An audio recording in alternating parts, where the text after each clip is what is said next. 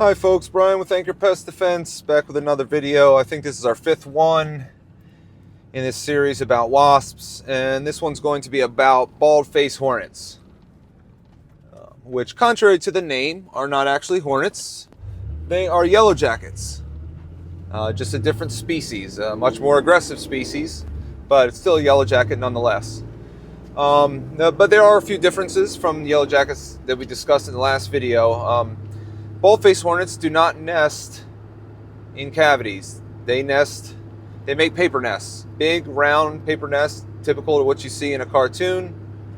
Hole on the bottom where you see all the wasps flying in and out of. Now, these wasps are typically extremely aggressive, extremely territorial, and I don't recommend in any situation for someone who is not a professional to take care of bald-faced hornets. You're putting yourself at extreme risk. Just remember that, I think I discussed this in a previous video, with wasps, they can sting multiple times. They don't lose a stinger and die right away. The bees have a barbed stinger and they will sting you. The barbs will stick. It'll get stuck inside of your flesh. It'll rip out of theirs and the bee will die shortly after. That is not the case with wasps. They will continue to bite you until you are not a problem anymore or they don't see you as a threat.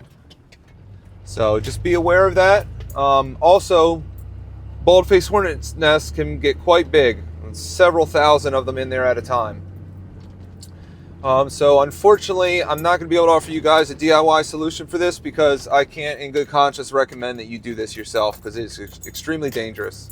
And like I said, you don't have to hire me, but call a pest professional, have them come out and take a look at it and take care of it for you. I think that's it for this one. I think we're going to be back with another series about ants coming up here soon. So stay tuned for that. Talk to you guys soon. Bye-bye.